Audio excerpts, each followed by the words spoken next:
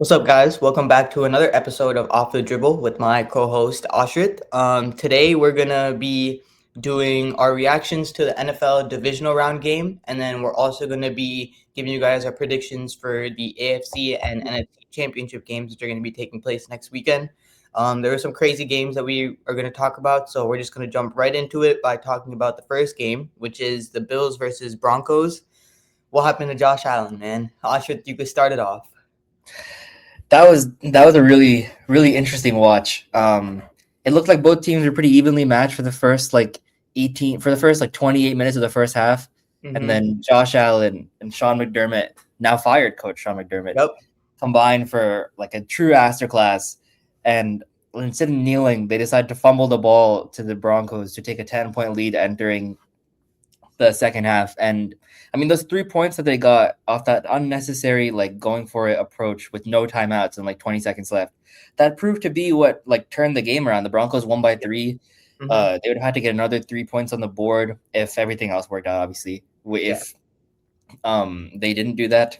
And yeah, I mean, Josh Allen had 5 turnovers. Like you can't win with that many fumbles and that many picks. And the Broncos defense is really opportunistic. Bo Nix, he won't be playing next week, but he played pretty well in my opinion. Mm-hmm. Um, he a lot of passes were like pretty much dink and dunk, like 8 yards Yeah. or less, but he was 2 for 2 on passes longer than 20 yards. So I mean, I think the Bills just weren't that good of a team, and the Broncos defense really stepped up.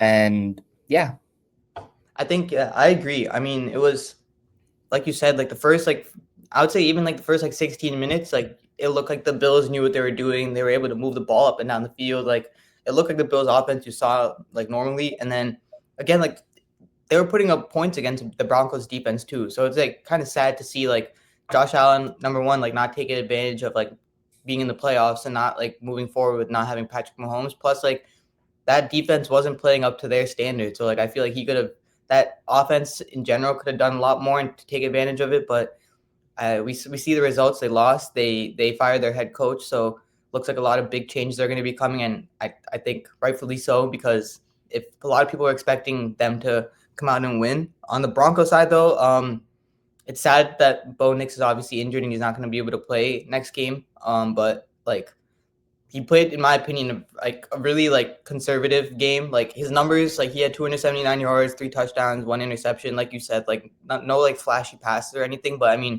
in those kind of games, like that's kind of what you have to do. Like you just got to get your team a win, and that's what he did. But it'll be interesting to see what they can do next week. They seem pretty confident in their backup, Jared Stidham. So we'll see how good he actually is. yeah, right. But the one controversial play of the game we should probably touch on, Yeah. the pick slash catch slash pick. I mean, when I saw it on first glance, I thought it was a catch, Mm-hmm. but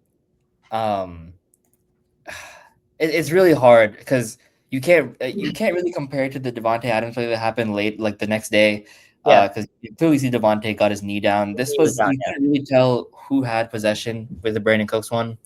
Um, I mean, for Bills fans to be crying about it this much, like there were many other ways you guys could have won that game. Yep. Like and that play, while it gave the Broncos the ball back, was in overtime, which you could prevent it. So I don't really feel too bad for the Bills. And I don't really feel too bad for Sean McDermott. He had a lot of chances. He made a lot of money. He can If a find play something. like a fumble didn't happen before halftime, like yeah, that play in overtime seems like a lot bigger of a call. But like when you make mistakes like that, it's like if you didn't do that, then that doesn't really matter. Well, I don't understand. Like quickly before we move on to the next game, is how the Bills GM got a promotion today. Not only did he not get fired, he got a promotion to president of football operations. Why? Like that? Like he's like the only critique about the Bills was the rest of their roster. Like Yeah, they literally. had Josh Allen, but like they had 3 active receivers today. Like, bro, They had no go-to receiver. Their receiver that they drafted in the first round last year, like they doesn't play in any games. They don't really he's have good, any but he first sucks. down Like he defense. actually sucks. Like I don't really know what you're promoting him for based on what. Bro, their defensive personnel stinks too. Yeah. Like it's all bad, and like I just don't understand how you promote it. Like I think it's because from what I'm understanding, it's because he didn't hire McDermott. McDermott was there first, and then he came. Yeah. So now they're going to give him a chance to get his own guy in, which, from the looks of it, might be Joe Brady or Brian Dable, which is like, I mean, bro, if we're being honest, like this is a systemic issue inside the building. Like, if not Mahomes, you're losing to Bo Nix. If not Bo Nix, you're losing to Joe Burrow. Like, it seems like you want, in my opinion, you're like a new guy in there. I go Clint Kubiak Yeah. to sort of get Josh Allen a more modern look, because the Mhm. offense they're running right now is super conservative and they're just a boring team to watch. I would get someone in there who has no idea what Mahomes did to them, has no idea how about these losses in the playoffs, can reset a new culture and a new face. If they get Brian Dable, bro, it's just gonna be back to the old shit again, I feel. I think yeah, like you said, they need someone to just like shift everything. Plus, they need someone that makes like proper like signings. Like I Mhm. saw a tweet the other day, like after a loss like this, the Bills are gonna go out in the offseason and sign like it's like a joke tweet, obviously, but it's like sign Khalil Mack to like a 4-year, $100 million deal, sign Keenan Allen to 4-year. Like you sign, they always go out and sign like washed like stars. Like I feel Yeah. like somebody that goes out and takes a chance on somebody that can actually make your team better, like a playmaker, like sometimes you just got to go do it. And I feel like if they get somebody like that actually wants to win, then maybe the team could be better. But you can't just keep riding on Josh Allen forever. And think about it, bro. The Wash Stars they signed, Joey Bosa, huge roughing the passer call. Trey Yeah. White, huge passer interference call. Yep. These guys aren't just washed, they're just not good anymore. Mm-hmm. So like Trey White, pretty good comeback year, to be Yeah. honest. But yeah, but it was like that was, the reaction after was whack. He only picked it up like halfway through the year as well. Like that Yeah. secondary was horrible. And like for example, like they're supposed to have like a top 5 corner in like Christian Benford. He played completely like just like disappeared for like the first half of the season. Like just like things like that. Yeah. But don't you talk about the Bills anymore? They are out. Well, 1-2-3 Cancun. Mm-hmm. Now 49ers versus Seahawks. This was the worst game of the playoffs so far. I think I'm trying to think of a worse one. This is definitely the worst one. It's probably the worst one. The 49ers had no chance. It was actually done from before the first snap was taken. Yeah. Rashid Shaheed walks it back on the first play of the game. That was fucking insane. And Sam Darnold, the first throw he looked rough. After that, he looked completely fine. The Toradol kicked in, so he didn't feel the oblique injury at all. And bro, that defense, what This the is insane, fuck? bro. I think they're called the dark space or the dark area or like something. Yeah. Fuck. They're crazy. They literally like shut out the Niners. Like it looked like Brock Purdy couldn't do anything. Again, like George Kittle went down. You don't have George Kittle like that. I don't think that's gonna make too big of a difference against a defense like this. You Not don't even 41 points of difference. Yeah, like you don't even need Sam Darnold to throw a touchdown or he threw one touchdown, but he threw like 120 yards. Like when your defense is that good, like we literally said it. Like he just has to play an average game, and he did that. That's exactly Like what he did. He didn't turn the ball make no over. mistakes. He made no mistakes, and like he let the defense do what they did, and they did what they did, and then they leaned on the run game. Like Kenneth Walker had a great game. The run game is gonna take a little bit of a hit because I think Zach Charbonnet tore his ACL. That came out earlier today, so that's something to look at. But like I mean, with Kenneth Walker playing the way he is, that defense playing the way they are, it's a really tough team to beat. And plus, like JSN didn't even get like I don't think he had a catch. Did he have a catch? He had a catch. I don't think he had like a huge game. Yeah, like you're still winning without like your best like offensive like playmaker like putting up numbers. Like if I were the Rams, I would be a little scared. I'm not gonna lie, because I don't think that defense would. That offense is good, but I think the Seahawks. We'll talk about it later, but I think the Seahawks defense is good enough to match up with any offense in the league. 100% agree. On the 49ers side, it was a valiant effort from them, in my opinion. I know. I meant for the season, right? Like if like they no Fred Warner, no Nick Bosa, no George Kittle now, no Ricky Pearsall for most of the year. They had a fuck ton of injuries. That is true. And I think it's a good coaching job, but bro, like my description is exactly like roster mismatch to the max, bro. Yeah, like 100%. they were out. I mean, Sam Darnold versus Brock Purdy is a conversation, but besides that, they're kind of outmatched at every position, I think, right now, besides running back. Mm-hmm. And when Christian McCaffrey isn't able to get it going at all, like they have literally no chance. Yeah. But like you said, bro, this Seahawks team, I was doubting them in the beginning of the season, but they look scary, bro. Yep. And we'll definitely touch on that later in the episode. But let's move on to the game that happened, the first game on Sunday. Texans, Patriots. My God, that like the Texans defense for all the superlatives we said about the Seahawks defense, the exact same for the Texans Yeah, defense. Will Anderson might be the second best pass rusher in the league. He's insane. three Daniel sacks, Hunter, fumbles is crazy, bro. exactly, and Derek Stingley, although he got completely like he got not Moss. So what's a great catch by Yeah, Keyshawn Boutte on the backside on the touchdown. Played a pretty good game besides that. Petrie lasted her out like but CJ Stroud, bro. Give Jesus your Christ. team a chance. My God. Like if he just plays a Sam Darnold game where he's like, just don't make any mistakes, don't make mistakes. They win that game, bro. Yeah, 4 interceptions, bro. In the first half. Bro, he And had a also, passer rating of 28 during the game. yeah, let's get it out of the way. If he was to have spiked the ball every single time, he would have had a higher passer rating than the passer rating he had. But bro, every show says that same stat, bro. It pisses me off. Like we can come up with a new stat, but It's anyway, pretty funny though. yeah, it is a funny stat. But fuck, bro, like one of the picks was on the receiver. I think Jaden Higgins dropped one. But Mhm. besides that, he looked lost. He Yeah, looked like he had no idea what he was doing. And the fuck part is, did you see the reporter ask him a question after the game? He was like, "Did you like?" Some reporter was like, "Oh, did you think about benching yourself because of how poorly you were playing?" And like CJ is like, "Nah, man, I don't really think about that." how do you even answer that question? What was he supposed to say? Yes, Yeah, actually, I probably should have benched myself. like you're not benching yourself. Yeah. And I mean, what's getting lost by this is Drake May didn't have a good game at all either. He had Yep. CJ had 4 picks, he had 4 fumbles. Yeah, Definitely like 2 of them were recovered, but he had that one great throw to Keyshawn Boutte to me makes up for all of it. Like Mhm. they needed that score to win. He knew Yeah, that entering that drive. He got the touchdown as a perfect throw, perfect catch, and that's all. That's all she wrote. After that, they didn't score. They made the Texans punt every time. It was over. yeah, I agree. It's poor showing from like CJ Stroud. Like you said, like if he does what Sam Darnold does, plays a conservative game, like they win that game, especially like on the back of that defense. But the Patriots side of the ball, like they played a decent game apart from like Drake May's like fumbles that like I mean it didn't really turn into anything because you didn't turn the ball over, but like against a defense like the Broncos, you're gonna have to fix that. But I think they still have a really good chance going into the AFC Championship. Yeah, the Patriots.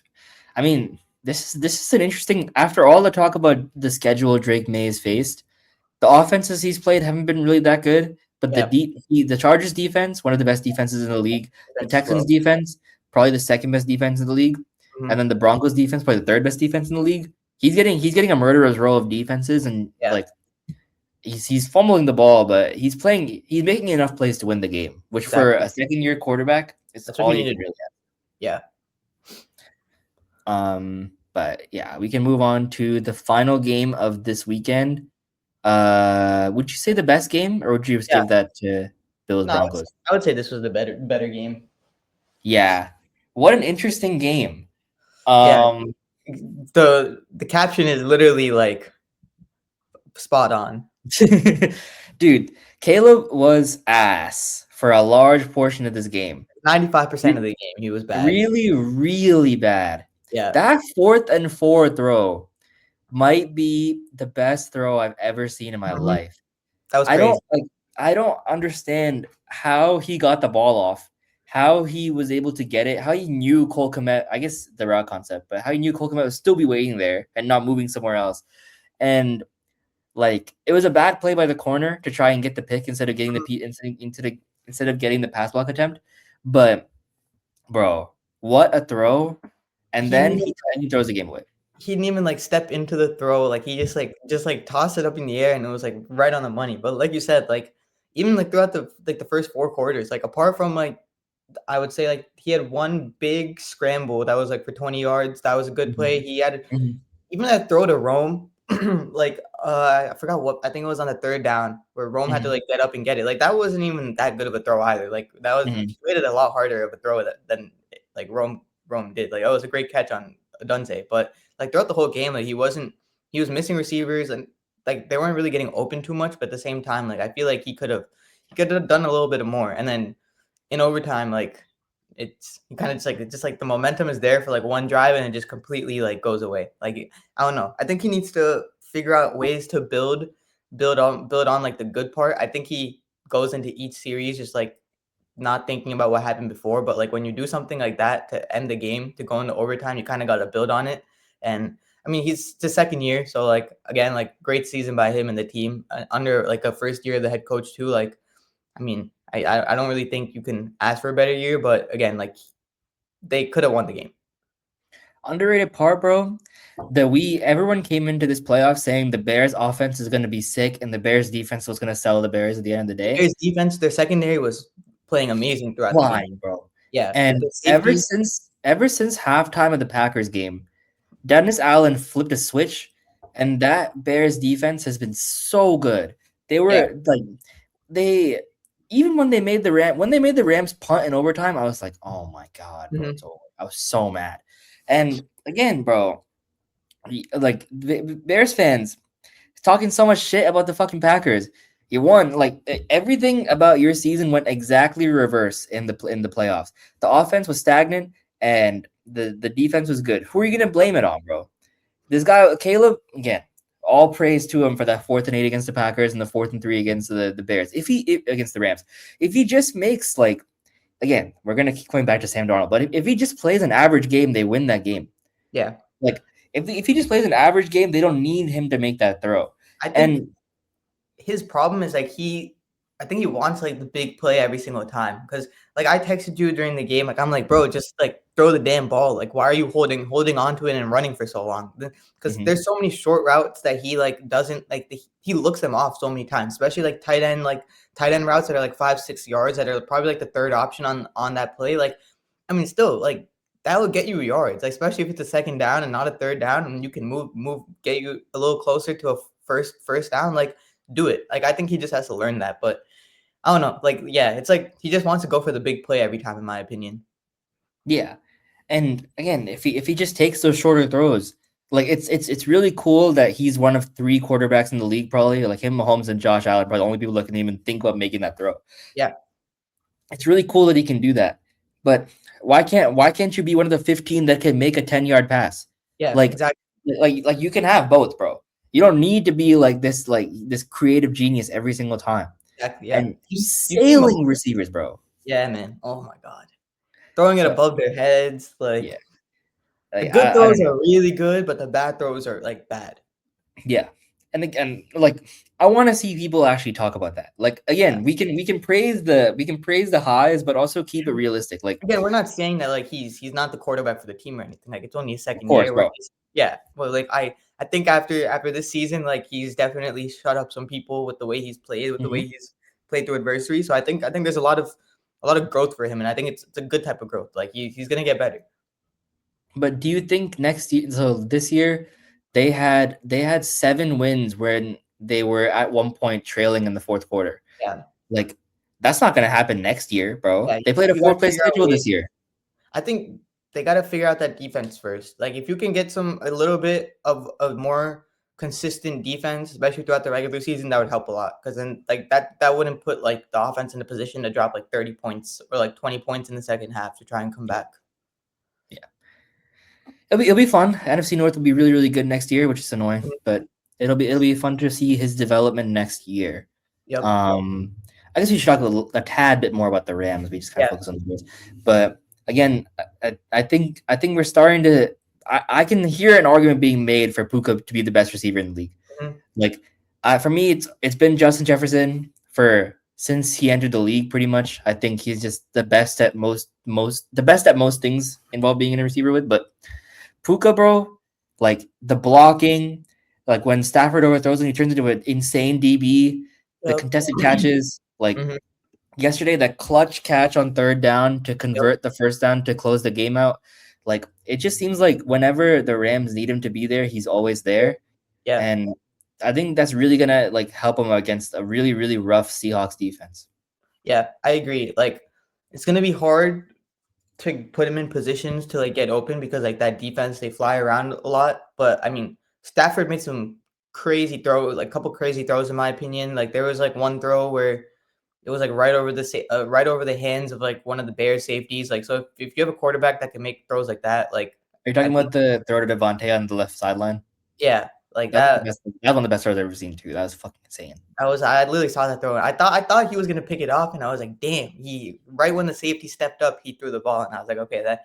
So you have that type of quarterback, like an experienced quarterback, pairing him with an experienced wide receiver in Devontae Adams, and someone like Puka who can play the deep ball, play the short routes, play the screen passes. Like that's versatility that you need against a Seahawks defense. Do I think that just Puka is going to be able to beat that defense? I don't think so because you're going to need a run game. They have a strong run game in Kyron Williams and Blake Corum, but like I don't know if it's strong enough to like actually impact that defense. Yeah, and we can touch more on that during our actual prediction for the game. But let's move to that actually. Yeah. We can start by talking about Patriots Broncos. I think this would have been a really, really, really good game had Bo Nix had played. Unfortunately, we're going to get Jared Stidham, and Yeah. I mean, Sean Payton said that he thinks Jared Stidham would start for half the league. He couldn't start for the Raiders, so I don't really, I don't really. But one thing I will say is though, Bill Belichick, who sucks at talent eval, so at this point Mhm. just going to be moot. But Bill Belichick really loved Jared Stidham to the point where like Jared Stidham was the successor to Tom Brady. Yeah. Like that was a real question, and then that whole fucking whatever fuck shit. But yeah, I mean you can start. I think we both are going to go the same way here, but I'm gonna take the Patriots. Because like obviously I honestly would have taken the Patriots if Knicks was playing. It would have been a really, really close game. But Mhm. I think the difference maker is like the Patriots defense, especially in the playoffs, they've like stepped up a lot. Like Christian Gonzalez is playing really good. Like they're making plays and against like offense where you don't have your starting quarterback. Um, and an offense that is in general like they're pretty stagnant at times. Like it's sometimes hard for them to move the ball up and down the field. Like they go a couple minutes without scoring. Like it's and when your defense is playing this good and you don't have like your captain, like I think it's gonna be a rough showing for them. But I don't think they're gonna get blown out by like 30. I think it'll be like a defensive sided game. I'll say the Patriots win by 13. I think like 21. I think it's gonna be a pretty rough game. Um, Jared Stidham probably hasn't thrown a pass to a first team receiver in like 4 months probably. Yeah, that is true. So like I just if you don't want injury at one position, it's obviously quarterback, and like the old Colts offensive coordinator when Peyton Manning was their quarterback. Like someone asked him, like, why aren't you giving any snaps to the Colts backups? He's like, if Peyton Manning's out, we're fucked. We don't practice, we're fucked. Um, so like I think this is a common philosophy throughout most buildings. I don't think Jared Stidham is really throwing to anyone that really sees the field on a day-to-day basis. So finding out that timing, finding out all that against a warmed up Patriots defense in 1 week, I'm a pass on that. Mhm. So I'll tell you right now, I'll be betting the Patriots. This line's probably gonna go to 7.5. Yeah. I'll probably bet them at 7.5. I don't think this could get really ugly. Mhm. I mean, who knows? If Jared Stidham's good and Goodell rigs it, it could be a fun watch. But there's just no.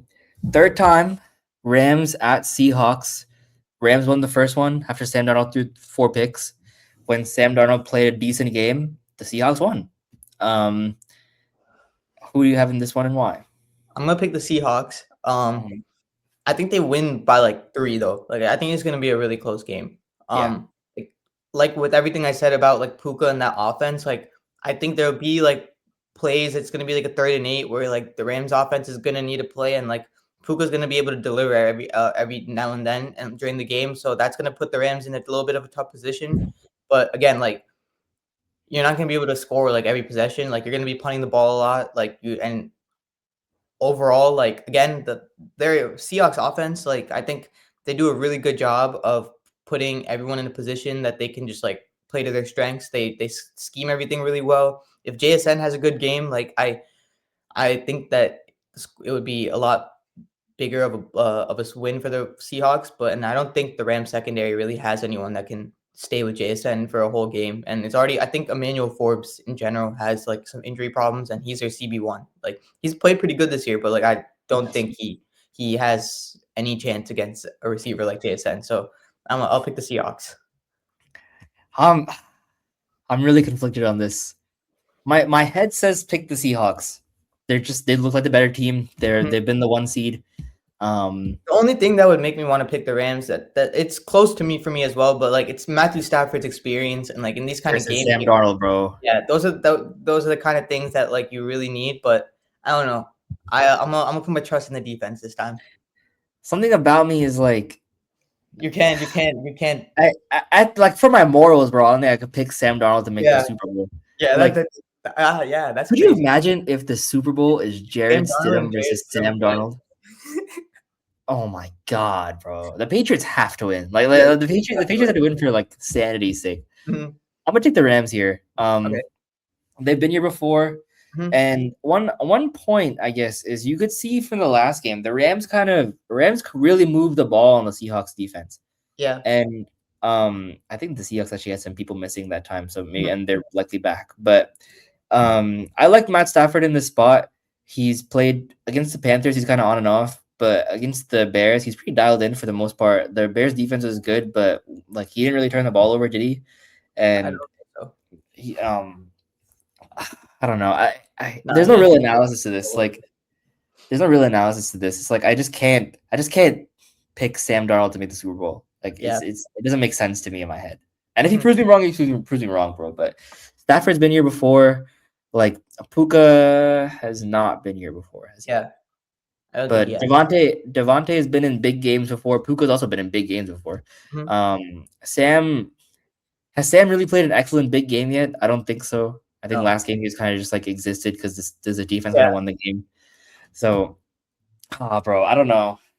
This could all be flipped in like 3 days. I'll probably bet the Seahawks, but I don't know. I can't right now. I'm a lean Rams. I think for the sake of the NFL though, like the Patriots do have to win. They have to win. Yeah. They have to win. But I think Pearson's first start. Patriots Seahawks rematch in the Super Bowl would be kind of cool. That would be sick. That'd be pretty cool. With that, especially when you have 2 different quarterbacks as well, like it would be pretty cool. What does that say about the Jets, bro? Yeah. Patriots and Seahawks made the Super Bowl and met twice before your team made the playoffs. Fucking shit team, bro. Imagine the same 2 teams. Actually, the Chiefs and Eagles did it. Chiefs, Niners did it. Patriots, Seahawks did it. But those 2 teams were like Mahomes was always there, like whatever Hurts was always there, whatever. This is 2 different iterations, 2 different coaches. Like the whole shit is completely different. There are like singular similar players on either team. They made the Super Bowl twice before they made the playoffs. Fucking tragic ass franchise. Jets hate somehow makes its way. Yeah. But those are our picks for the games and our reactions for the games that happen. After the championship games, we'll probably come back on, do our reactions, and then give our Super Bowl takes and what we think will happen during the Super Bowl. But yeah, if you have anything else to add. Okay, so until then, just keep sticking with us. We'll probably release a basketball episode too sometime during this week as well, because the basketball season is basically halfway through and the all-star starters have been released. So I'll probably make a reaction video of that. So stay tuned for that. But until then, like and subscribe and follow us on TikTok, YouTube, and Instagram. And we will see you guys next episode. Peace.